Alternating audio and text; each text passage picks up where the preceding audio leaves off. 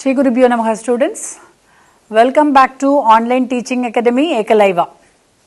Yesterday we have seen the lesson Nationalism in India Part 1.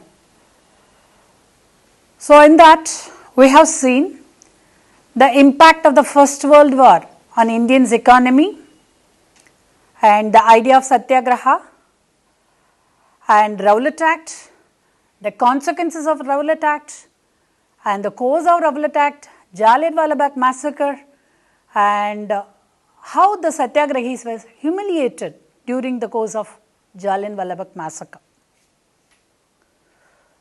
Today we are going to see one another session starting with Kalafat Moment. Kalafat Moment. So Ottoman Turkey was defeated in the World War I, First World War. We have read in the last lesson, in the last topic, the Balkan tension. In that I have explained to you in detail about the First World War and how the Ottoman Turkey was defeated by Britain. So Ottoman Turkey was defeated in the First World War. Rumors were there. A harsh treaty would be imposed on Ottoman Emperor, the spiritual head of the Islamic world, the Caliph. He is not only the spiritual head of Islamic world, but also was the emperor of Ottoman Turkey. So to defend Caliph, a Kalafat committee was formed in Bombay by Shaukat Ali and Muhammad Ali brothers. So they wanted to save their spiritual head, the Caliph. They met Gandhiji and discussed about the United Mass Action on this issue. So they sought the support of Gandhiji. So Gandhiji also felt the broad movement could be launched without, no broad movement could be launched without Hindu-Muslim unity. He was also waiting for an opportunity to unite Hindus and Muslims. Exactly the opportunity happened. So lot of factors led to the non-cooperation movement. So in the previous slide we saw that Gandhiji waited for an opportunity to unite Hindus and Muslims, and when the Shaukat Ali and Muhammad Ali brothers came and approached Gandhiji, he accepted immediately. And lot of factors led to non-cooperation movement. First World War's effect on Indian economy, we have seen that already, and how it led to miserable lives of our people. In 1921, about 12 to 13 million people have lost their lives. So Rowlatt Act and the reaction of the British government on Indians was horrible, harsh. And Jallianwala Bagh massacre and the injustice done by General Dyer and his men. And so Shaukat Ali and Muhammad Ali sought the help of Gandhiji to support for Khilafat movement. These factors led to non-cooperation movement. So Gandhiji felt the need to launch a more broad-based movement as Rowlatt Satyagraha was limited to cities and towns. So Rowlatt Satyagraha was not known beyond towns and cities. He wanted to take this movement into a broader angle. Non-cooperation movement. What is non-cooperation movement? Gandhiji felt that the Indians are cooperating with the British. That is why the British people are successful here. Had the Indians not cooperated with the British government would have run away from our country long back. That's what he felt. So he initiated for the non-cooperation movement, a broader movement, lots of stages in non-cooperation movement. So the stages of non-cooperation movement, first stage is surrendering of titles. Some of the titles were conferred on Indians by the British government. Knighthood, Sir, all these titles were given back by the famous eminent personalities. Boycott of civil services, police, army, courts and legislative councils, schools and foreign goods. All these are the second stage. The third stage is if the government use repressive actions on Indians, a civil disobedience campaign would be launched. That's the third stage.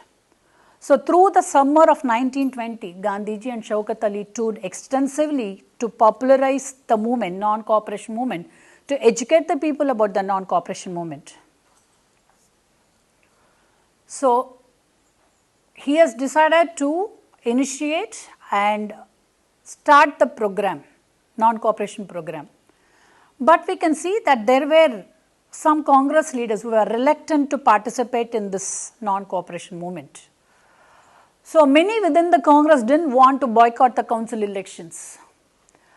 And intense tussle means there was a fight within the Congress members, among the Congress members over this issue in the months of September and December 1920.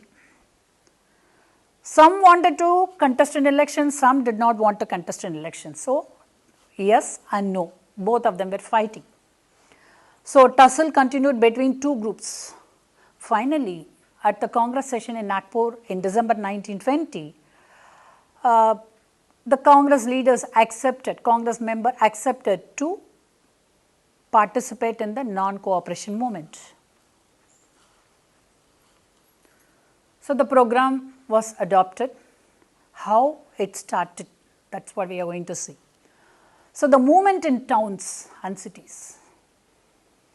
So, the movement started with middle class participation in the cities. You can see in any country, the educated middle class only will start the movement because they feel the importance of the change in the society.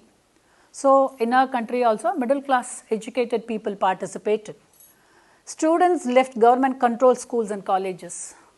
These government schools and government colleges, British institutions, it is not Indian institutions. So, they left it. Teachers resigned and lawyers gave up the legal practices. So, teachers, lawyers, they also participated in this non-cooperation movement. You should understand that by doing all these activities, Indians showed that they are not cooperating with the British. So, boycott of council elections except Madras, where the Justice Party, the party of non-Brahmins, only they contested in the council elections, because till that time Brahmins had access to contest in the elections. So, first time when the Brahmins did not participate in the council elections, non-Brahmins party, that is the Justice Party, saw that as an opportunity to participate in the elections, to contest in the elections. So, non-cooperation movement, when it was adopted, it had a lot of impact on the economic front in our country.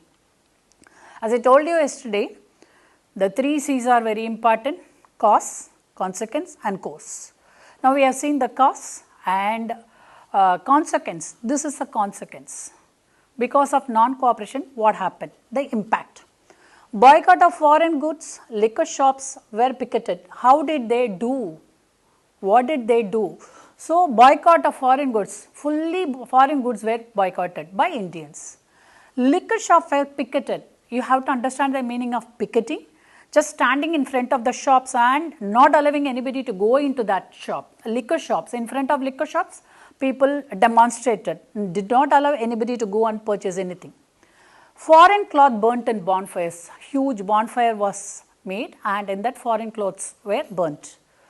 Import of foreign cloth reduced. By this, when we refused to buy foreign goods, when we boycotted foreign goods, the import into our countries reduced, halved. And merchants and traders refused to trade in foreign goods and finance foreign trade. So, our own traders and merchants did not accept to trade in foreign trade, did not accept any foreign goods. So, by this people discarded foreign clothes and wore only Indian ones. When we wore our own clothes, our weavers got benefited. So, production of Indian textile mills and handlooms went up, it started to increase.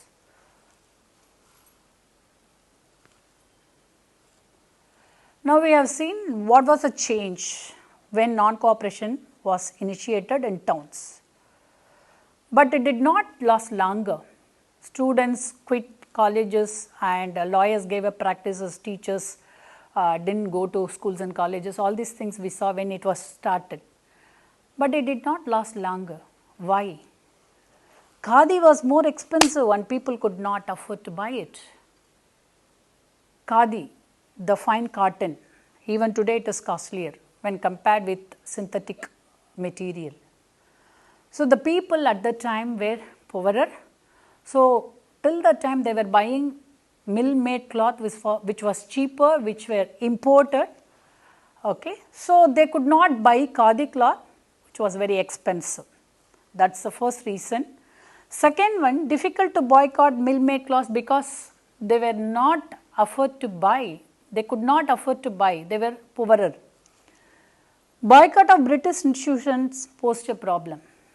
When we avoided British institutions, we should have Indian institutions, alternate institutions should have been there, but it was not there. That were very hard to come, very slow to come up.